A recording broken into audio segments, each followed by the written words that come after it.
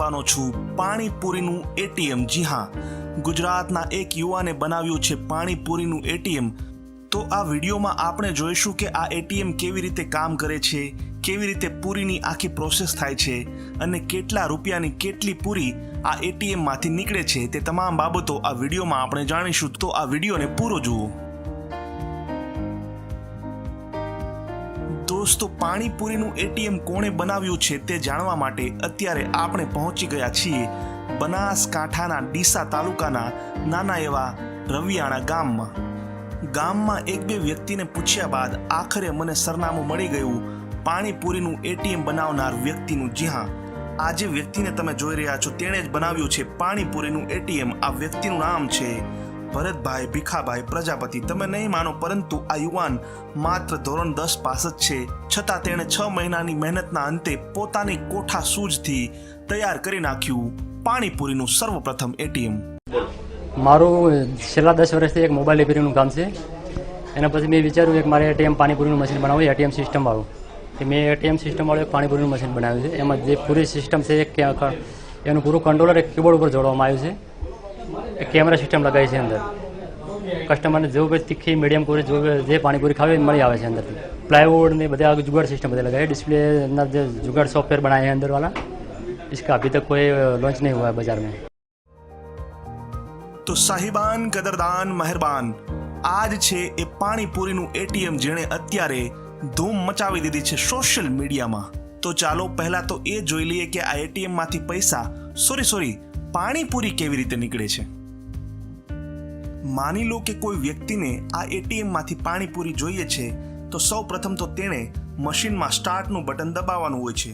ત્યારબાદ તેણે કેટલા રૂપિયાની પકોડી ખાવી છે તેની રકમ એન્ટર કરવાની હોય છે। આટલું કર્યા બાદ ગ્રાહકે રકમ એન્ટર કરીને મશીનની બાજુમાં જ આવેલા એક ખાનામાં રૂપિયાની નોટ નાખવાની રહે છે, જે મશીન નોટને સ્કેન કરીને અંદર ખેંચી લે છે। ત્યારબાદ ગ્રાહકે એન્ટરનું બટન દબાવવાનું રહે છે અને તેમની સમક્ષ તેમની પસંદગીની પાણીપુરી હાજર થઈ જાય છે। હવે આ વિડીયો જોનારા ઘણા લોકો એવું પણ કહેશે કે ભાઈ અમારે તીખી ખાવી હોય, થોડી મોડી ખાવી હોય, તો દોસ્તો આનો પણ ઓપ્શન આ મશીનમાં છે।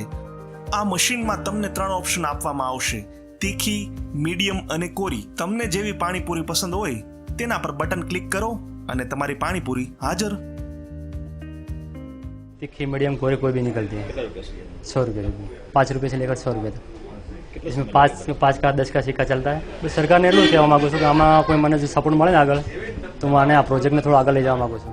અત્યારે કોરોના કાળના કારણે લોકો સોશિયલ ડિસ્ટન્સનું પાલન કરી રહ્યા છે અને એકબીજાને સ્પર્શ કરવાનું ટાળી રહ્યા છે, ત્યારે આ પાણીપુરીનું એટીએમ એવા લોકો માટે આશીર્વાદ સમાન છે કે જેઓ પાણીપુરી તો ખાવા ઈચ્છે છે, પરંતુ ડરના કારણે પાણીપુરી ખાઈ શકતા નથી।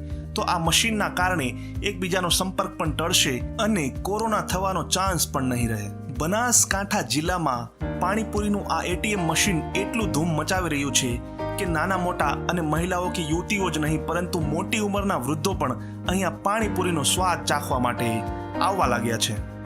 હવે તમે એવું ન માનતા કે પાણીપુરીનું આ એટીએમ મશીન છે તો પાણીપુરી ખૂબ મોંઘી મળતી હશે। જી નહીં, એવું નથી। અહીંયા તમને 10 રૂપિયામાં મળશે 7 પાણીપુરી। સામાન્ય પાણીપુરી વાળાને ત્યાં પણ તમને 10 રૂપિયાની 7 અથવા તો વધુમાં વધુ 8 મળતી હશે। તો શા માટે આ પાણીપુરીના એટીએમમાંથી જ પાણીપુરી ન ખાવી?